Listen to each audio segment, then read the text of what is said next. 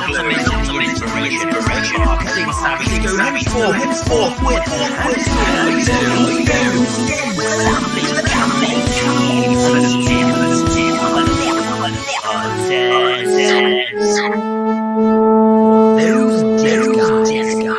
Bravo, chaps. Yes, sir. We're back in the room, and we didn't bug out this time. Yes, technology's working again. Happy days. Welcome back to those Dent guys with me, Ben Ridley from Dent PDR, and Martin Sadler from Dent Remover Limited. That's the one. How are we doing this week, buddy? All good? I'm all right. Yeah, I just got a bit confused there because the music was coming through twice. Bit of an echo. I know, it sounded good this end. It all went smooth for a change, so happy I might days. have it on somewhere else on my computer, which I can't see. So nice. Oh, well. What's with the cap, man? Have you had a dodgy haircut, or are you getting ready for holidays, or I never wear now to stop getting so sunburnt. What? It's because I've got a calf flick. I've got a weird fringe, and I look like him off Dumb and Dumber. Lloyd Christmas, that's what I'm name. You are Lloyd Christmas off Dumb and Dumber. Lloyd Christmas. Yeah. Yeah, so I put a cap on. Good man. Love it. I'm just sorting my screen out. We're back for the official first episode of season 4. We had a little debate on whether this was episode 2 or not, but I think we had a warm up. That was the technical glitch. Get that out of the way, intro show, and now we're on to the first episode. We've got a guest with us tonight, Mr. Tom Lusted from TDL, who we'll be bringing on in a bit. But we'll probably do the usual thing we always do, won't we, mate? And jump in the comment section, I guess, and see who's with us. We've got 17 folks with us live right now. Happy days. I know, yeah. Must have done all the gardening for the day. So I've got Graham, Dentmaster Johnson. Hello. I do Dents, whoever that is. All right, Steve. Hey, Steve. What's with the seagulls, mate? Steve Seagal. Steve Seagal. Apparently, Steve's been chatting to some seagulls today, and some customers have caught him talking away to some birds. Jump in the comments, mate, and let us know what that was all about, by the way. Watch out, they'll pinch your chips. Nick Patel, hey up, how are you doing? You all right? Good evening, buddy. Kevin Baird, evening or good morning or afternoon. Always on holiday. How are we, buddy? Yeah, I know, yeah. See you in Skegness soon. Got Igor, how are you doing? I thought you couldn't make it, Igor. Obviously, you could. No. I said I was having the night off. Then Igor said me too, but I didn't know whether he meant me too, I'll be on with you, or me too, I'm So I said, you can't have the night off if I am. But right, okay. There we go. At least you're both here. That's the main thing. Igor, sorry, Graham, how are you doing, lad? How are you doing? Evening, buddy. Evening. Bill Ramsey. Good Straight. morning. What's that, 3 o'clock in the morning, is it? He's back 3 again. or 4 in the morning. Wow. That's right. He couldn't make it last week, could he? Or the other week, sorry. But always nice one, Bill. Appreciate you turning up, buddy. Who else have we got? Charles. Hello, Charles. How are you doing? Thanks for joining us. Using some of Charles's tabs just recently, haven't we? Some of the camel stuff. All Very lethal good. equipment. Everyone should have some. Kevin, how are you doing? Evening. He's on YouTube. Joining us. Is he? Oh, yeah. See, Yeah. YouTube works. Well, that little logo in the bottom, mate, tells us it's working. Brian. All right, Brian, how are you doing? Brian Milner's on. That's our next guest next time, isn't it? You coming on, Brian? Yeah. He's putting us back, doesn't he? We keep poking the bear until he says yes. I'll tickle him. Yeah. How are we doing, Brian? Putting up tons of content from his DP Automotive Group stuff, the detailing, PDR and all that. Tons of content, which is awesome. So well played, mate. And Bill's just saying that it is, 3 o'clock in the morning-ish, I think. You need to go to bed. Go to bed. Have a few hours. Mate, it's not going anywhere. Crikey. We'd send you a gold medal if we could afford it. What Steve's saying, it's on my next reel. There was a guy on either side of the vehicle caught me making seagull noises back at the seagull. Is that live, Steve? Was you talking to him? I don't know. Why were you talking to seagulls? What could you possibly be having a conversation with them about? Probably giving them a schooling on glue pulling, no doubt.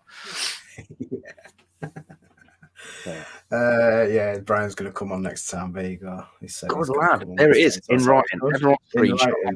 And we maybe I don't know what maybe means, but next time sounds good. There you go. I said you did it first. Bang. Stick you in my book, in the green book. Yeah. Oh, yeah, I've got a green screen, haven't I? Right. So that's everybody present and correct. So we've got a good 17 with us tonight. Happy days. Welcome on. Joining us. Oh, shall we introduce our guest then, buddy? Yes, why not? That's it. All the way from TDL Dent Repair. Everybody jump in the comments and say hello to Mr. Tom Lusted. Evening. Hello. How are you all doing? Good evening. All right. Thank you. How are you? Yeah, not doing too badly. Not doing too badly. Thanks for having me on the show. No problem at all. Our pleasure. Oh, good. Have you got a drink? Have you got a beer? Yep, I'm good to go. What are you drinking, man? Some Legend Ale from the Dartmoor Brewery. See, you're in Devon now. You're proper ale or scrumpy drinking, aren't you? So if my eyes start to go and I start slopping off the seat, then I've had too many. There you go. It won't take many of them. So, I suppose let's start at the start then with yourself, Tom. And was that me for a change? Yeah. Let's have a bit of backstory. Where did you come from, and how did you get into all your dent stuff, dude? Sure. My sort of main business is TDL repair. I think probably like a lot of people started off in the body repair industry. So 20 odd years ago did my apprenticeship. I know I don't look that old, but 20 odd years ago did my apprenticeship. Just sort of panel beating and fitting, and then went into doing estimating. So now call it vehicle damage assessor. Mm-hmm. But when we used to do that, we used to get a guy come into the workshop, take out little dents, and then just sort of disappear. So that was my first time I'd ever seen PDR. And instantly I was interested, having seen it always being sort of new panels or filler and paint and things in the body shop. So that was the first time sort of seeing it. And I used to have a chat with the guy, and he asking him how to get started, about training and tools and things. And he basically said, get yourself a starter kit from BLE, go home, practice on some scrap panels and kind of see how you go. Which was kind of the theory, which I did for a little while.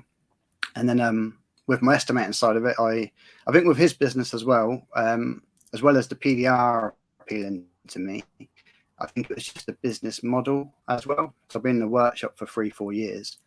And this guy just turned up in a van, did a dent, 20 minutes, half an hour, drove off again. And that side to it really appealed to me, to not have kind of a boss and just drive around by yourself. Seemed quite good. You told him actually charged in there half an hour, mate. I've got no idea. No idea. I'm not even sure I am charged now. Yeah, no, I don't think I would have even asked him, to be honest. But yeah, if I did, I definitely can't remember now. Yeah. That was kind of my, like I said, insight to it. And then when I was an estimator, I went self-employed back in 2006. And that was kind of the start of it, because then I was able to drop down my hours a little bit. I did it kind of 2-3 days a week, which allowed me a couple of days off to practice with those tools on like bonnet panels and doors just in my garden. Yeah. At the time I lived with a couple of mates, so it was just quite funny because they'd be out at work and I'd obviously just be at home in the garden, just t-shirt, just chilling out and having a go at repairing dents. And then after about 6 months of struggling, realised I needed a bit of help. So I went to train with Dentrix back in John Hazeman's day. Back in the day, yeah. So I did a 5-day sort of training course with him, and then that kind of pushed me in the right direction to see what I was doing. And then over the next sort of couple of years, sort of hone those skills. But when I was estimating a few days a week and then doing the dents, but for the garages that I was doing estimating for, once they knew I was training, they started me off doing a couple of their repairs. So it kind of got me physically doing real dents. And I had that confidence because we're in a body shop and it wasn't for customers. So if I messed up the dent, I knew it was going to be filled and painted anyway. Yeah. So that, looking back, that was a huge sort of stepping stone for me, really, because I know a lot of people struggle with the confidence of working on your first car. But I had that full backing of the body shop that if I did mess up, no one would know, and they'd sort of fix it anyway.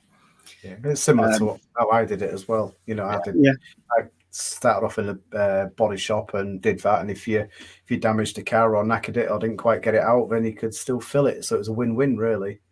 Yeah, it gives you that chance to practice on something real rather than just dents that you've put in yourself with your ball hammers or elbows or whatever.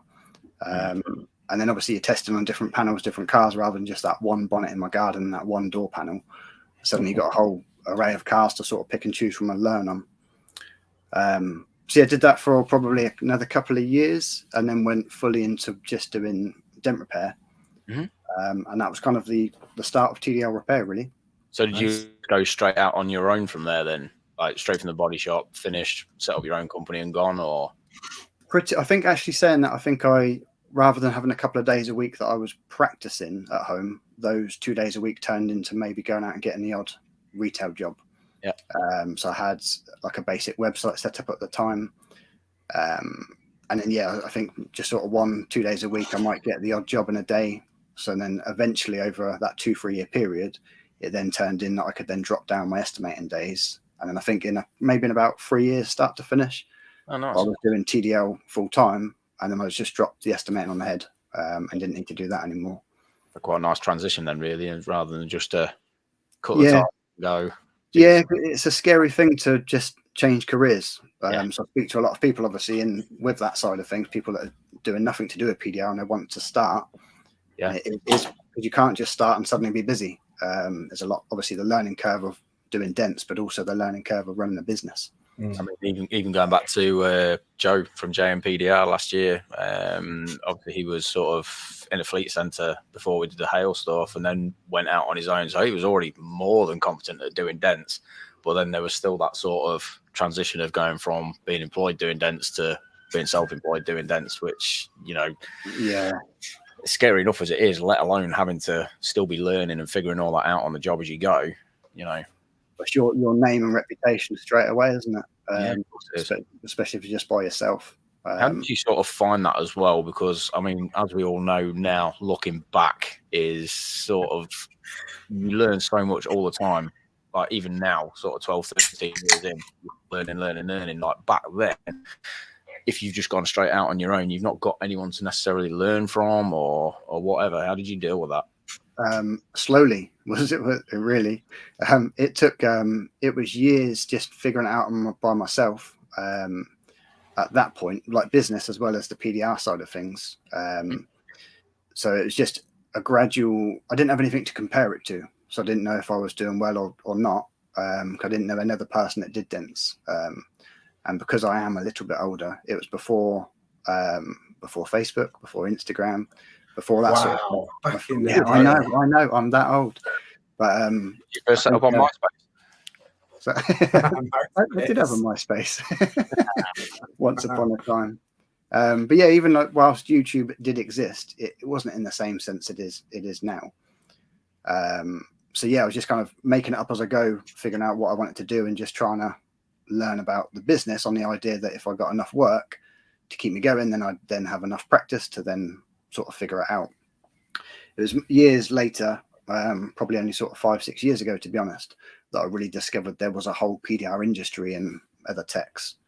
I think I tried to speak to a couple of local techs, and at the time they didn't want anything to do with me. I appreciate I'm on their territory to a degree, but because of that, it then gave me that impression that no dent techs would talk. So I didn't really sort of try after that. Whereas obviously then online, you're chatting to people around the world, and it's so many people, especially in this industry, just want to help and be friendly and really supportive. So it took a good few years to get to that point, and it really from back in the day. Yeah, I didn't discover it, like I say, for years, just figuring out by yourself. But now, yeah, every day chatting to people from all around the world, and it's amazing. Yeah, probably and still learning every day. Yeah, exactly. Yeah, I think that was where I was lucky, sort of being in the hail field to start with. Was you were already working with people from around the world, but you were more often than not in shops with other people anyway. So that learning curve was there, right in front of you, you know. And there were those techs that were just destroy, don't want to know I'm doing everything. And there's the other techs that probably saw you struggling on something and will come over and offer you that bit of advice. And I've said it quite a few times. I remember, I think I was about 3 years in, and we did the storm down in Hinkley. And I thought I was pretty good at doing rails at that point. And I was stuck on this one dent for about an hour. And we always had that sort of rule of, if you're on one dent more than an hour, go into the body shop. And I think Paul Warren came over just for me and just explained something in one little way that just was like, it makes sense now. I understand it. So yeah, that was nice, sort of having those people around to help sort of further. Priceless, isn't it? A bit of advice. Yeah, I think that probably that same storm in Hinkley, that was the first time I'd ever heard of hail damage. Oh, right. And, yeah, a customer in what was that, 7-8 years ago or something? I can't even think. That was 2012. Okay, yeah, a fair way back then. But yeah, I had a customer come and see me in Reading, because I think he worked in Reading, but his car was in Leicester, Hinkley at the time. Yeah. And to me, I think his car maybe had 15 to 20 dents on it. But at that point, it blew my mind. I was like, 20 dents. It's almost such a mixed bag. There was such light damage, but then on the other side of it, there was absolutely horrendous stuff. You know, like even by standards now, where I'm sort of well versed in it, there's still really hard, challenging cars. So yeah, it was a real mixed bag, that storm. It was good. I see some of the hail damage. I don't want anything to do with it. There's so a lot looking stuff. Yeah, there's a lot out there in Europe at the minute. I can tell you that. There's some awful stuff. Looks good to fix, but yeah, I think if you don't do it all the time, I think you'll have a headache trying to fix it. Yeah, I went up to because after that little experience, he had I think he owned a workshop selling lights or something, but he said, oh, all my staff have got the same problem. So I was like, ka-ching. I went to Hinkley. I think I stayed up in like a travel lodge for like 3 weeks. But again, I didn't know any other people. So I was just going up there, almost going door to door. Oh, I'll fix your dents.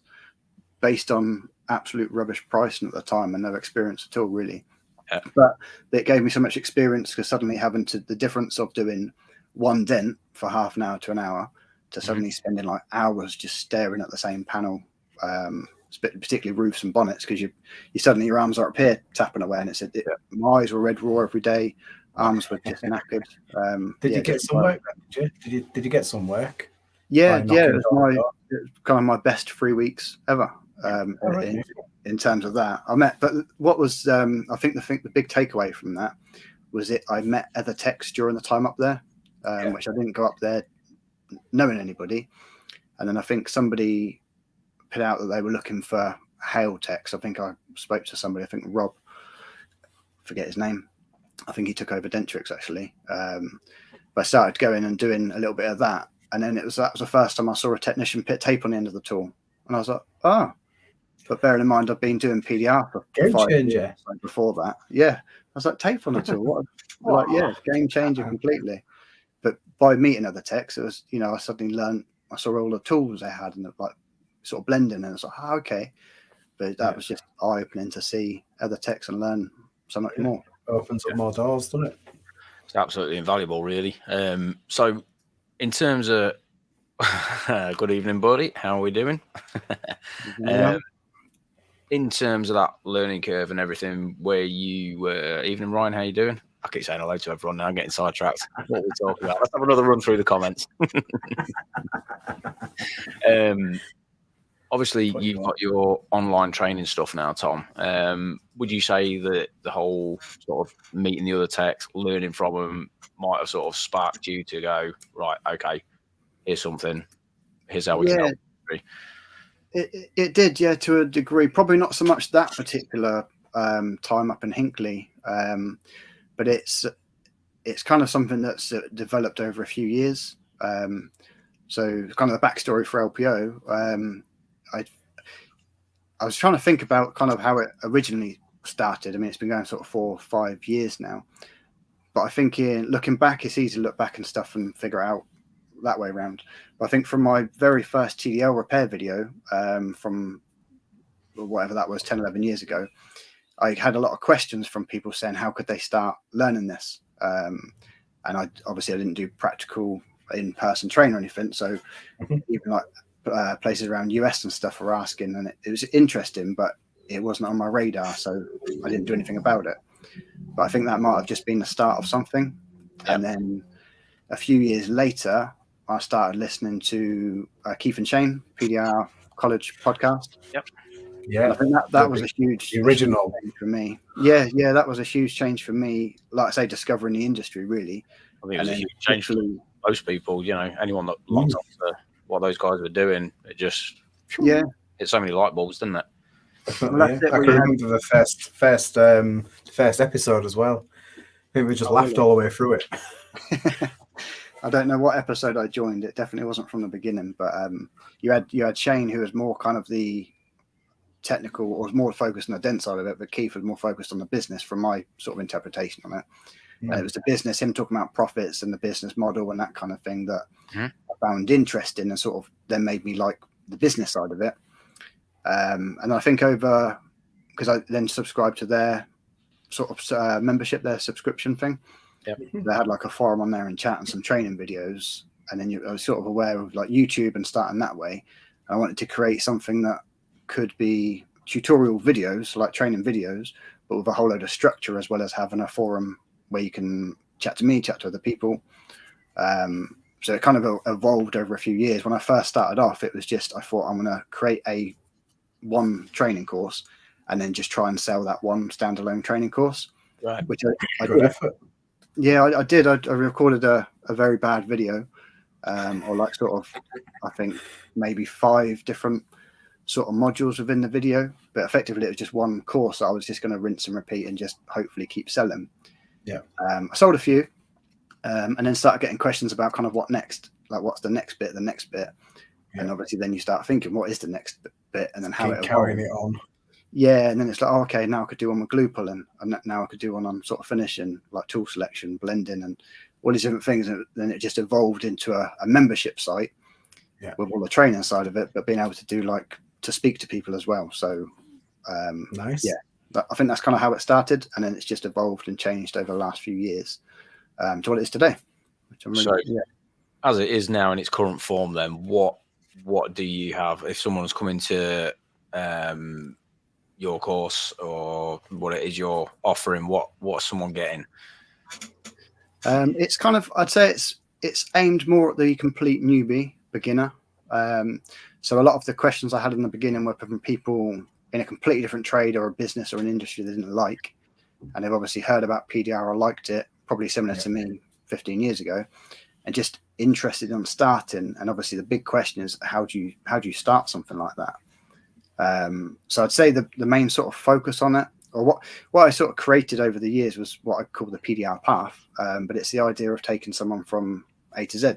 So somebody that's never touched a car before, never picked up any tools, there's a structure in there to go through kind of that, identifying the tool, tooltip, how to read the line board. Yes, I'm a line board user. Proper training. Proper stuff. But yeah, it sort of went that kind of structure to it. Hang on a minute. He says, sat in front of a fog board. Who? Oh man. But yeah, it's having that kind of I guess from taking a complete beginner, going through the stages, and then right there through to like beginner dents, and then working on to like more medium stuff, and then bigger, larger, more advanced stuff. But also a big what I try and focus on a lot is the business side of it again. So obviously it's only half the job learning to fix a dent. If no one knows you exist, then you've got no business regardless how good you are. So it was really kind of focusing on like some of the starting of social media, starting your website, starting that customer experience is a big thing I focus on. So engaging and sort of creating a nice environment for your customers to sort of know, like, and trust you, and develop the business side of it, and then I sort of nowadays touch a bit more on kind of mindset and future goals and planning and things. Yeah, there's a lot on there, isn't there? Yeah, so like I say, it evolved over the years. So like I say, I started with a video 2017, so 4 or 5 years ago. But from that first video, there's now I don't know how many videos, 150 different videos in there, like 7 different big sort of steps, and then like I say, all the business focused stuff and all the training stuff as well. And then like I say, I do a live Q&A every month. Got the forum and things that people chat to. So yeah, it's changed quite a bit. Yeah. Hey, Baldy. How you doing, buddy? That's good though, man. It's good to evolve and, you know, figure out new avenues, or especially listening to what people want and then developing content, or, you know, steering the course of the ship towards what's needed, you know. I know we all kind of do it with our videos sort of on YouTube, or, you know, the Saturday morning podcast I do now and again is literally answering customer questions or whatnot. But obviously, if you're doing it for folk who are wanting to get into the industry or sharpen skills or whatever, then all the more power to you.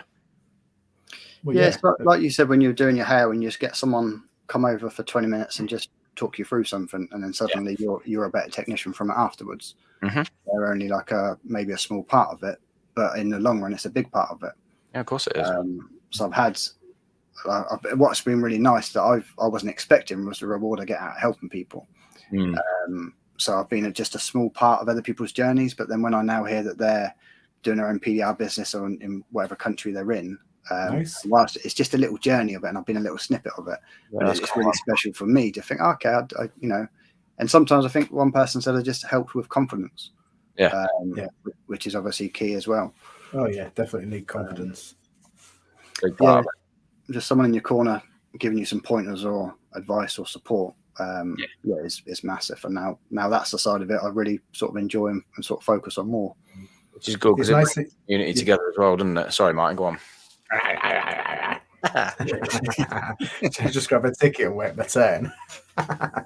It's nice that you got the forum, so when the beginners are learning, if you do get stuck, you got a forum where they can ask you, you know, what we're doing wrong, or if it can improve it, and then obviously you can put them in the right direction, can't you? Yeah. So people send obviously that sort of question. A lot of questions I get when people start is about tools. I don't have a huge selection of tools, but there's obviously certain tools that are essential to get started, particularly in our training courses. It's only like 5 or 6 tools. But that's the obvious question, isn't it? You need to have some tools to cheers, Bobby.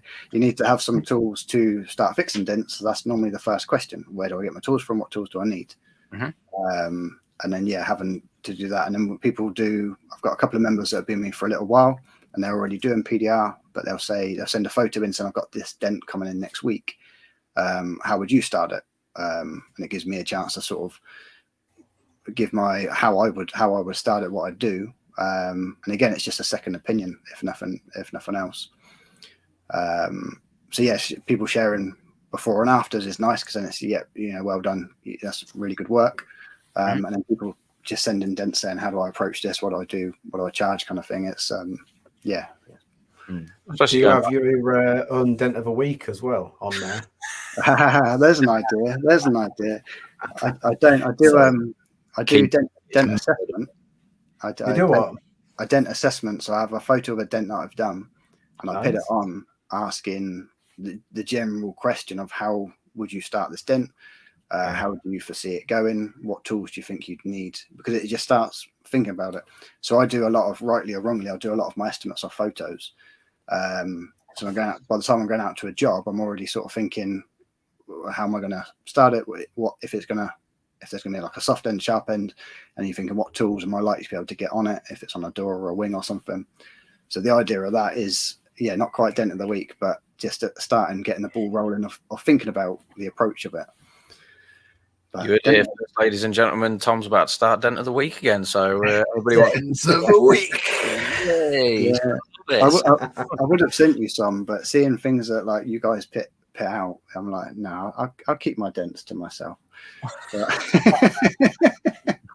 We're retired from all that now. We just do this. Yeah, that's it. Well, like you said last week, touching on some of the stuff, like Steve Wood with the different glue pulling and just the Dent seeing it and just a process with glue is fascinating. Then you obviously, Ben, you put that Vectra rear wing panel out. But it's crazy stuff, and obviously really to do, wasn't it? that was mental. Definitely like to know more about that repair. Not telling you to subscribe to my OnlyFans. How's it going? Andy wants to know. Well, you should know, mate. You're my only subscriber. Jesus. Am I? No, I'm taking your money, mate. I'm a pain as well. Not you, Andy. Oh. That's right. What was Bobby saying? Bobby I want to thank you guys, for all your videos because it helps me to advance my business a lot. So thank you guys. No problem, Bobby. Pleasure, Bobby. Nice to see you doing well. Starting your own business, definitely. And putting your dents out there is really good to see.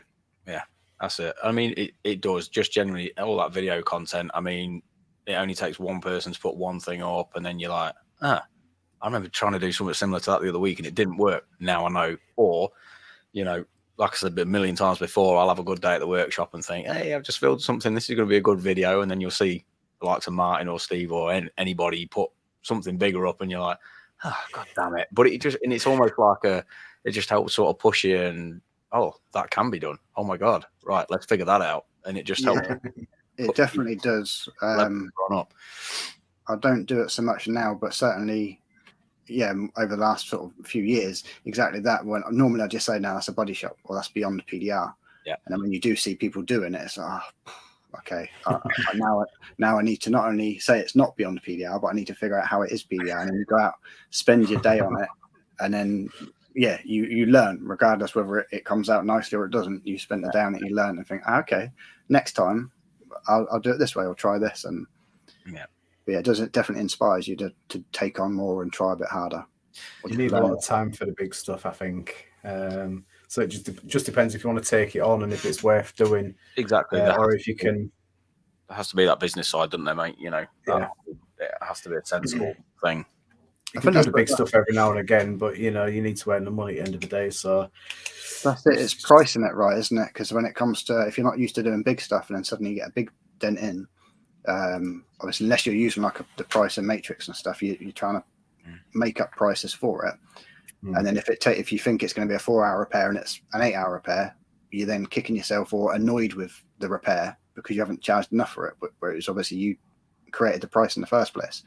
If you did charge enough for it, then you wouldn't mind spending the day on it and figuring it out. But I definitely don't get that right all the time. That's for sure. There's another way of looking at it as well, which going back to that Vectra thing I pulled up, I ended up in quite a few. They weren't arguments because I wasn't arguing, but conversations, shall we say, with people about exactly that, the pricing of something like that.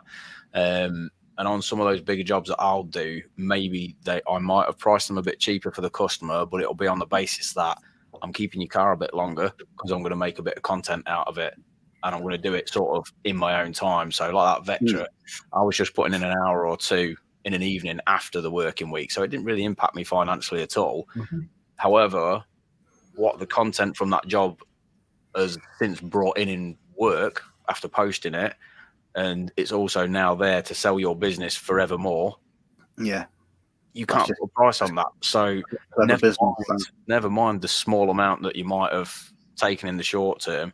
That is now constantly generating for the long term, and that's the other side of looking at it. So you always get people that are quick to go, "Oh, you haven't charged enough. What are you doing? This, that, and the other." But it's knowing the whole story, isn't it? Because I see a lot of if I see a dent coming up and I can look at it and think that's going to be a really good one to do a training tutorial on. Especially some of the bigger, more complex stuff, I will try and price it to get the job. Because I know that I'm then going to do like because you want the content. Yeah, so like you say, you got the before and after contents for the TDL repair business, so that's getting you more business that way. Plus, I know that I'm going to create a course out of it or a training video going through it that's detailed, and then obviously it's attracting members and helping other people, so it's sort of getting paid for it again in that sense. So it's a lot more than just what you priced for that dent per hour. Andy's saying, what we got? Andy's saying, if no one was doing smashes, we wouldn't know what was capable. The past few years in the industry have pushed me tremendously. Yeah, very true. Exactly Very that. true. Andy should know all about that with Brandon as his co-host on Those Ginger Guys. Sorry, Those Ginger Guys, Ginger Bros. Ginger Bros. The ginger guys are the ginger bros. Yeah, those guys are doing some ridiculous stuff over there now. Well, when you had them on your show, it was good. Just talking about the sort of big stuff, and I forget which one of them, but talking about the price inside of it. Obviously, like you say, you get, oh, how much do you charge? How much do you charge? But it wasn't about that. It was about I fully repaired that dent, and it didn't need a body shop or a new panel. That's huge. That is the flip side of it. That is the flip side of it. You know, what you might be doing for the customer and the value you're adding to that customer will never be forgotten. And you never know the word of the mouth that will come from that alone. So it's not just that short-term money grab. It's what that job's going to do for you in the long term, you know. Yeah. And that we get that repeat customer as well. I did a whole, I did a couple of videos on that, the lifetime value of a customer. So you do whatever your dent is for the price. But if you're looking after that customer and they're happy with everything you've done, one, if they get a dent again, you're probably going to be their first call. But then two, you do get that word of mouth, that referral. So that one dent that you did for £75 over the period of years, it's a bit similar to like your video. You put a video out and then the next few years it's earning for you. Yeah. So that one sort of dent that you did for that price, the customer uses you every time for years after and tells all their friends, work colleagues, you've got a dent, try this guy. Yeah. So yeah, it's a lot to sort of. Yeah, you got to look after your repeat customers. I do. You know, I give them a bit of a discount, and you know, tell everyone to come and see us. So it really does help out, doesn't it? It does work. Yep, 100%. Absolutely. So, I mean, you're obviously an insanely busy chap with running dents, with all the training side of everything. You've recently just moved as well. Am I right in saying?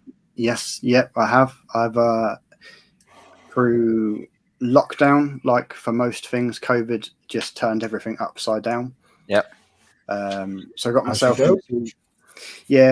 into a good position as I had my TDR repair, LPO. I was also running Restore Automotive, a smart repair company.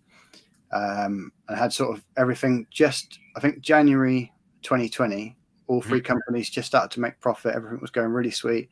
February 2020, I went fully retail PDR. March 2020, world went upside down, and it was like, okay, now what do I do? Because my business, mostly being retail, I carried on sort of trickling for. I was thinking I'm just going to keep going because I'm working outdoors, I'm fully mobile, it's very minimal contact, so I just thought I'd just keep on going.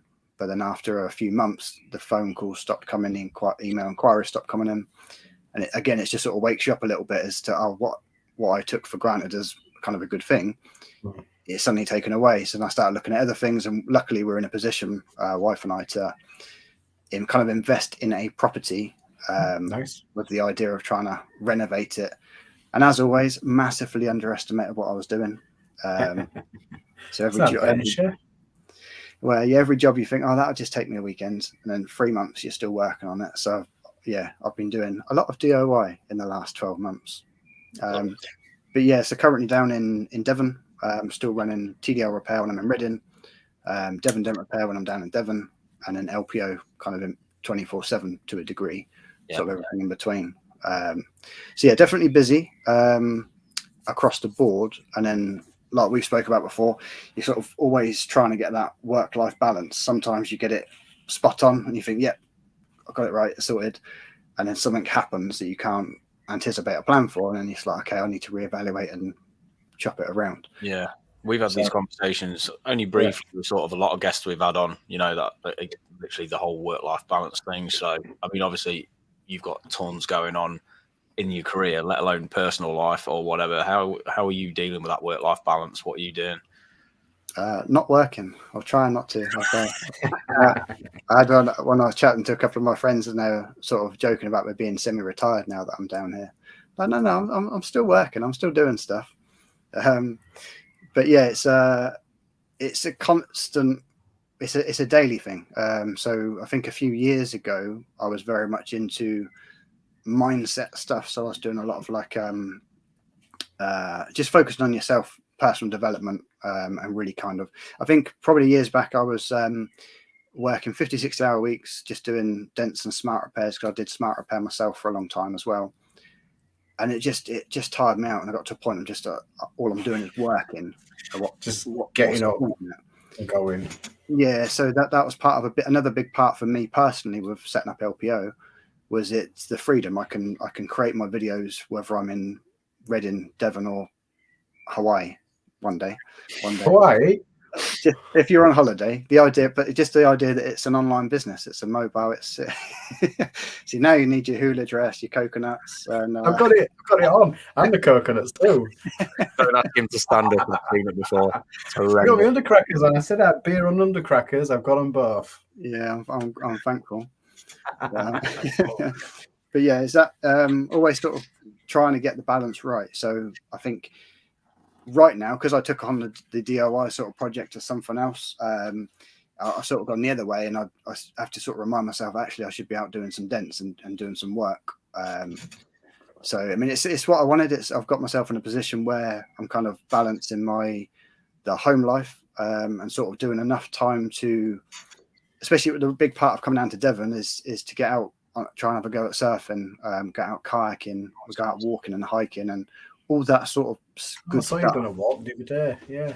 Yes, I'm still aching from that. I walk in like John Wayne. A little bit, yeah. But yeah, definitely that's the big focus for me personally in career is just sort of having a better lifestyle. So I sort of juggle, and like I say, every day's a sort of juggle. But now it's pretty much with a little bit from TDL, a bit from Devon Dents, LPO. We rent out our house in Reading as well currently.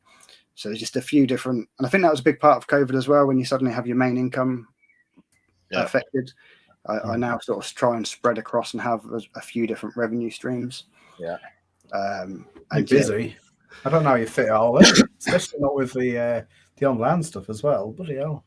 Yeah, well, I do have help. So it's not when like the marketing side of things. A lot of the like I can fix a dent. I can chat to people and have that side of it, and do the videos and a lot of the editing and that. Which just, as you know, with your videos, Martin, it takes hours to do a 5-minute video. But I do have help as well. So when we were busy with smart repairs, we had virtual offices answering the phones for us. So that freed me up from answering the phone.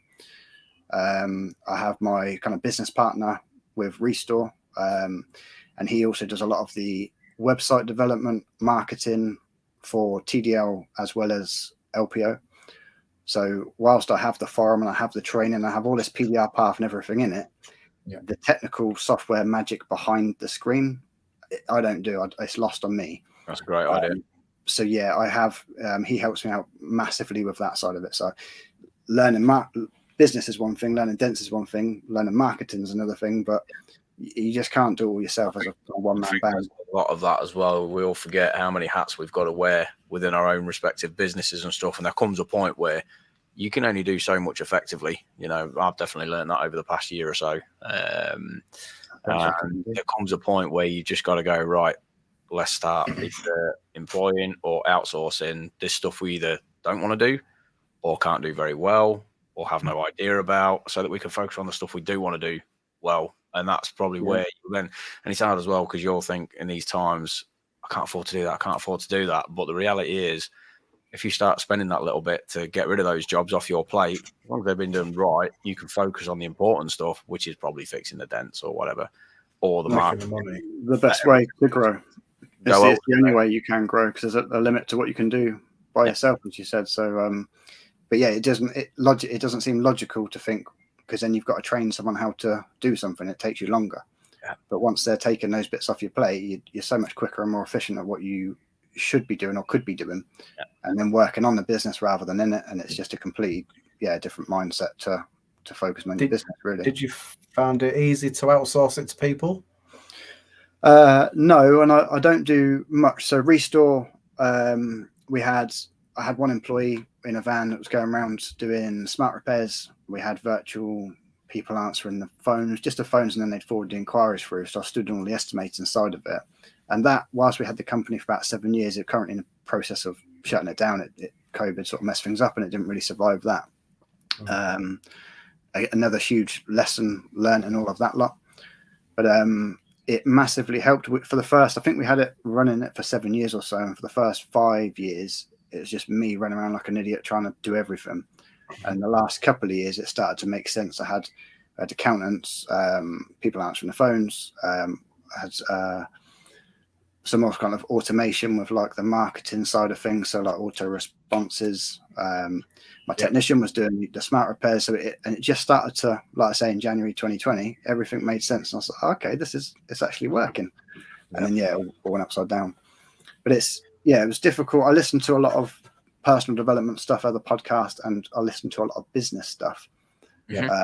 And that's now what excites me. And now I think, how can I make the business better? So it's that separation from you, the technician, to you, the business owner. Are you reading books? Are you? You're reading? I struggle to read books. I just, my eyes go and I start losing patience. So I generally listen to stuff on podcasts. I'm the other way around with that. Totally the other way around. I can't listen to really stuff because it just, like, if I'm working as well, I need like energy music. I can't listen to somebody's voice. Just that's nodding me off. So I'll listen to that. But I do. I think I used to drive around a lot. So when I was more based in Reading, I was driving all over the place. And then every time I'm driving, I'm listening to something like educational. And if I am doing a dent that's taking me, if you're doing sort of a 20-minute dent, I wouldn't bother. But if I'm on a dent that's taking a few hours, I think it helps. So quite often I will put music on. If I'm struggling, I'll put some of my favourite tunes on and I'm just like in a zone and you get the repair done. But other times I'll pop them in and listen to like a business or something. And then whether how much you're focused on it or how much you're sinking in subconsciously, next day you're having an idea based on what you listened to previously. And it's like, okay, and then you start to think, what can you do next? And I used to listen to PDR College quite a bit, while I was working. Like you say, you're not you are listening to it, but you're working, so you kind of like listening to it in the background. But you do. It's amazing how much you pick up, really. Outside of anything dent related, then in terms of the development podcasts or business stuff you're listening to, who would you say for anybody watching this now to go and check out? Like anybody or any of the shows that you've listened to that have gone, that's the one. Have you heard of those Dent guys? Go and listen to that podcast. And why did you just yourself? Like a little in there? I muted him as he just said it. Oh, damn.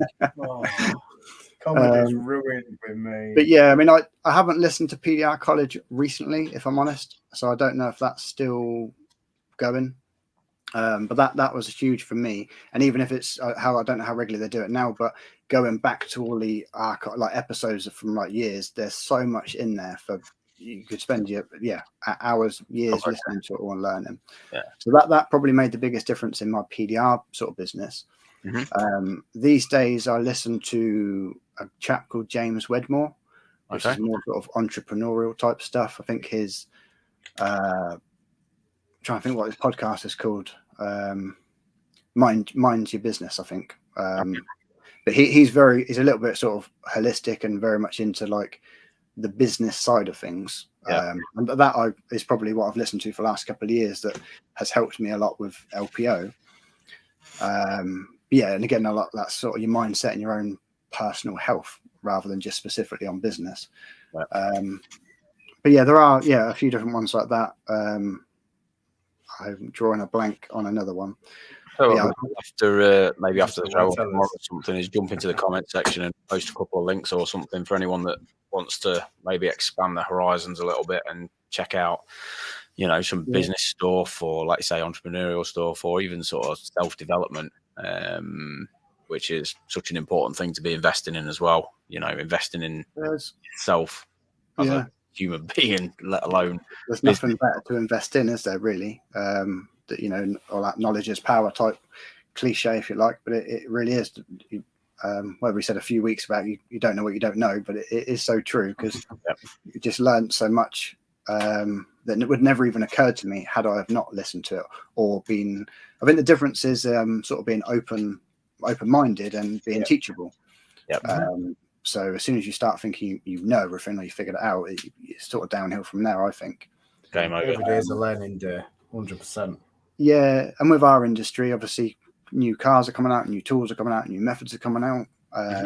So that side of it, you're learning, let alone with your own, as you grow and sort of change. Like I don't want to be out doing 50, 60-hour weeks, physical stuff with my knees and arms and elbows and stuff.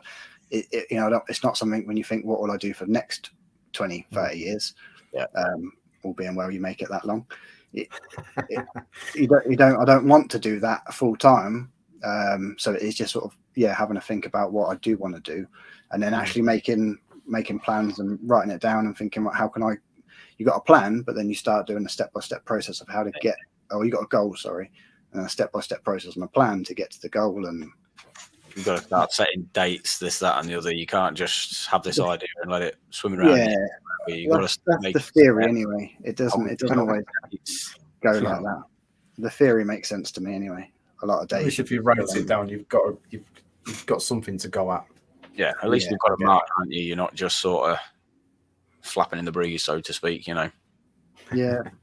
A lot of friends and family laugh at me because every time they see me, I've got a different plan and I'm working towards something different. I don't know if it's a good thing or a bad thing ultimately, because you're just always focused on the next thing, and I know people like that. Every time I speak to them, they're doing something else, or they've set up another business, and I'm like, bloody hell. That's, one day they'll be a millionaire probably because they just keep trying anything and everything. Well, I think that's where all the grey hair comes from. You sort of, you get yourself a bit stressed with stuff sometimes. So anything about that, although it's getting a bit grey, I must admit. Now I've got a few of those grey streaks as well, don't worry. We're getting to that stage now, lads. We can officially call ourselves veterans, I think. So what's next for you then, buddy? Obviously, you've got that much going on. Have you got a definitive plan or some kind of rough idea of where you're taking everything or what you're doing next? I'm kind of liking where I am right now, with kind of, like I said, only recently starting to get that balance right of being able to go out and just enjoy nature and enjoy life and just spend a bit of time that side of things. Yeah. So now that, I probably earn the least I've ever earned in my life, but have the most free time and leisure time that I've ever had in my life. Mm-hmm. It's an amazing thing when you start realizing that, hang on a minute, I'm surviving and I've got a life. How weird. It's been a long time in the making, but it like I say, it's starting to make sense, albeit every day is different, and some days I'll be upside down and thinking, what have I done? I've taken on too much, it's all going downhill. And the next day you wake up and you're like, actually, I'm doing this, this is really good, and you're really focused. So I think I'd like to still keep doing what I'm doing with the Devon Dents, with TDR repair, because I enjoy both. I've got a lot of long sort of standing customers in Reading, so I'm still coming up really and doing their repairs, but I'm in a position again where I can kind of cherry pick the work. So if I know I'm going to Reading for a week, I can sort of look through all my inquiries, pick all the ones that I want to do. Yeah, so I quite often I don't need to take on stuff that I think is going to be an absolute ball ache and I don't want to get involved in it. I can just think, right, I'm going to, do all the easy stuff to a degree, stuff I know I can turn around. And sometimes you get inquiries and you think, I don't know if I can do it or not. So sometimes I'd take that on to do like an LPO side of it. But if I'm going up with the idea that I'm earning money with PDR, I probably won't take it on.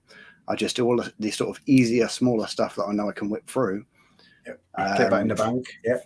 Yeah. So like last month, sort of went up to Reading and did like a really good 3 or 4 days productive with the PDR.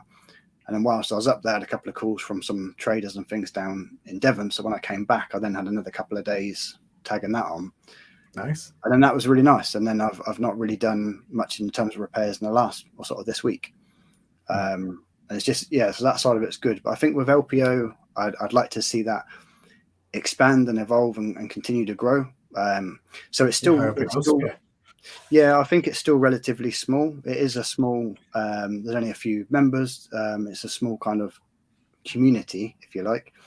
But what's been really nice, I've had sales in sort of 25 countries over the last 4 or 5 years. I'm not even sure I could list. I'm not even sure I could list 25 countries on the spot. But to have like a sale or inquire on something from all around the world is just, I then start to see the potential of it. But then you come back to your own limitations of what I know. So hopefully I can evolve in the next year or two, start collaborating with other techs like yourselves, and sort of the things that I don't cover, like hail. I don't do hail. I can't teach hail. I don't want to get into hail. Yeah, I don't want to get it into myself, but it would be nice for LPO to have a hail side of it. Work in the workshop, like you guys have got your units and stuff. I don't have a workshop, so I can't talk about the benefits of it because I'm always mobile in my van. I know, Martin, obviously you made your pool tower and we've done a lot of the pool tower type of stuff. I understand the theory of it. I'm really interested in it, but I haven't done that myself to be able to teach someone to do it. So there's so much room for me to kind of evolve and grow LPO to be just a bigger, like networking with other Dent technicians and being able to bring more content and sort of training to people that need to know. Cover all the bases, really. Yeah, to cover everything. Yeah. Give your subscribers, more information, isn't it? More techniques. Yeah, it's just that value. Like I say, like with everything, you start a business from a financial point of view, but then over the last few years, like I said before, the reward you get and just seeing people start from finish and then run their own business, it's like, wow, that's really inspiring, and just it's nice, good for the soul. But it's going in that nice words from Kevin. Networking is fun. 100%. Yeah, 110%. So on that note, who's going to MTE next year then? I think, was it Kevin that asked that question last show? No, Kevin told us we have to go. Oh, okay. Yeah, Kevin's very persuasive, aren't you? What Kevin says goes, so that's the thing. Yeah, that's it. Yeah, good to go. I went once 2017, I think. So it's kind of before I was really doing YouTube, before I did LPO. So I went over there not knowing anybody, and mostly went over there to turn it into a road trip and travel a bit of Florida. But and that's why we're thinking about we might do it again next year, because you can fit good. Well, you can obviously it's a business expense, isn't it? So your flights, your hotel, the event itself, all that kind of stuff is a business expense, legitimately. Hire cars and everything, and then like we did when we went years ago, we then tacked on I think about a 7-day road trip, because that side of it, then you've got a really cheap holiday because you're paying out your own pocket for your Airbnb or food and drink, but you're kind of doing that whether you're here or there anyway. 100%. So yeah, I think last time we went to like Everglades and Cape Coral and sort of did a whole bit of coastline, Miami and Cocoa Beach and things. So maybe next time we'll go down the Keys, a little drop top and go down the Keys. Mustang convertible. Yeah, maybe do some dents at going back to the exhibition as well. That's the important bit. There you go. Just remember that. There you go. Brian Milner says he's going 10 next year. There you go, stuff, Brian. Good stuff. Because that's the big the social side of things that I think I missed out last time. When I was there, I did bump into Jordan Fisher, who I'd met sort of briefly before. Some of the TDN guys. Yeah. A chap called Richard, Dr. Dent, I think he is, Dent Doctor Limited, Rich Bissett. But I didn't really know these people, so I've been able to just have a drink, have a chat. But had I gone over and made more effort or gone over with people it could have been much more beneficial to me and much more fun, to be honest. Yeah. Well, the more times you go over, the more people you meet, and once now you know how it runs, the next time you go over, you just straight in there, just talking to everybody. Yeah. It's really nice. The way all the podcasts and all the media, the YouTube stuff, this, that, and the other, it has brought everybody together like you wouldn't believe. And I know when we went over there in 2018, we went to MTE. You bump into people that you've seen a million times on YouTube or this, that, and the other. I know like Chris from Dentless Touch and Ryan Shutt and all those guys were there.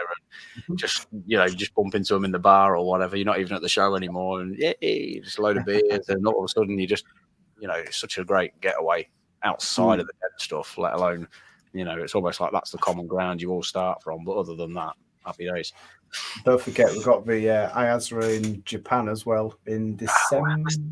Let's do them all. Go on, we'll have a round. Don't forget that. Don't forget it.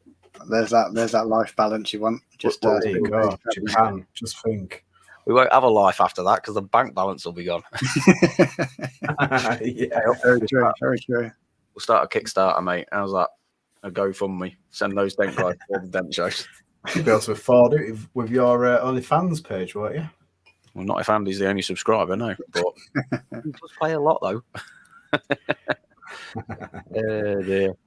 Andy Patrick saying this past year was humbling. We had several compliments on our show. I was blown away. So yeah, that's Andy from Ginger Bros, and those guys did the doubles Dent Olympics as well, dressed as Bert and Ernie. Bert and Ernie. That's just good fun, isn't it? Like to go and it's just a nice side of it. I love that. Yeah. Absolutely. If we do get over there, mate, we'll have to get involved in the Dent Olympics, won't we? Dressed up as something or other. We'll dress up as Andy and we can go as past the East End of landlords. You can go as Grant Mitchell, and I'll go as Danny Dyer. One is it? Christ. Yo, mag. I'll find a wig and go as Peggy Mitchell then. There you go. Lovely day. So, anything else you want to chuck in the mix, Tom? Anything else happening of noteworthy or anything or anything at all? I think we've covered quite a lot about me, so I appreciate that. But no, nothing really comes to hand to bring up. It's been great to be able to chat to you guys and talk a bit about TDL and LPO, and obviously the people joining us in the comments is wonderful. We wanted to get you on here for a long time, so it's been good to pick your brains and see what you're up to. It sounds like you're very, very, very busy. Mm-hmm. Yeah, there's tons of comments been going up, and it's kind of hard to. I know Martin does a good job of replying to as much as he can during the show, but it's always nice reading the comments afterwards to all the sort of sub conversations. But there'll be questions for you, Tom, that will have missed putting up during the show. So have a read through them and answer back. Yeah, I've not seen much myself this side, but it's it's nice being this side of it rather than sitting watching it as well is interesting. Watching it. Yeah, no problem. There's a lot of beginner technicians that do watch this as well, but they don't actually put up in the comments. A lot of people get in touch with me, during the week and stuff, and say, really enjoy it and can't wait for the next one. So, there's a lot of people that do watch conversation amongst technicians, really. Obviously global, but particularly in the UK, as we spoke about briefly before. But just being able to, like what you guys put together here with kind of a platform to be able to talk to other people, it makes it a smaller world that people can have a chat, have a joke, but ultimately you can educate each other and hopefully sort of bring up the industry. Yeah, well, that's the other thing as well, just saying about the new techs. If there are any of you new techs on there, even if you've not started training yet or you've just gone through training or first year, chuck up in the comment section. We're all here to keep the industry strong, to build. It'd be great to hear from all you guys as well. This isn't an elitist platform of this, that, and the other. It's your show. We're just holding the platform. The more just paying for it. The more everyone gets involved, the better it'll be for everybody. New techs, few-year-old techs, veteran techs. We're all here just to have a crack and help learn and whatnot. So as much as we can, and we don't know everything, do we? So we don't know everything. Not even close. Martin didn't know how to use a green screen yet. Look, you'd think he would. Lights. It's just lights in it. No. I look like a bloody beetroot tonight. I don't know why. It's pretty hot. I'm pretty hot myself as well. So yeah, got a squeaky chair as well. Grim. Well, folks, we are right on that hour mark. Look at that. It's about as well timed as you can get. So it's like you planned it. It is almost like we planned it. We said before you know it, we'll hit an hour, and we'll have been just talking for an hour without us knowing. So there you go. We've done this before, haven't we? We have. Yeah. We're getting there. It's only taken 4 seasons, even though season 3 was 3 episodes. So you've got a quick question for you, Tom. Yep. Do you think we should bring back Dent of the Week? I do. No, don't say that. I don't. I will bring back. I'm easily swayed. Tell you what, we'll do you a deal. We'll bring back Dent of the Week, Tom, if you bring back that haircut. How's that?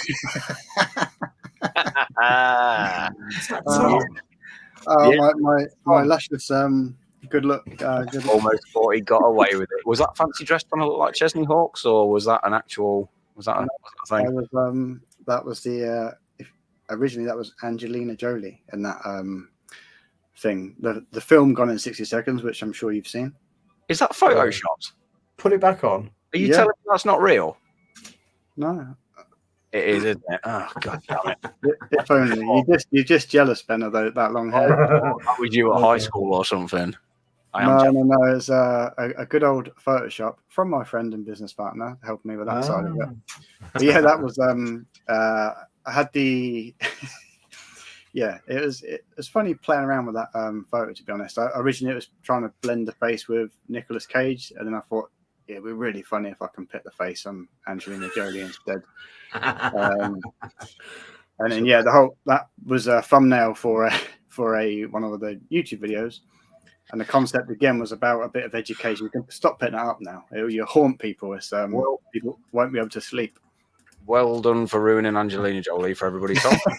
on the show. It's been lovely having you on the show, mate, and having a good chat with you and whatnot. And hopefully everyone will go and give Tom a follow across his socials and whatnot.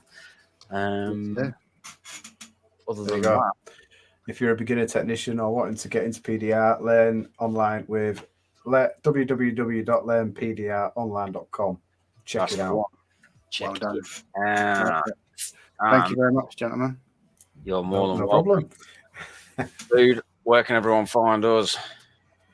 Find us on Facebook, YouTube, Instagram, search those Dent guys.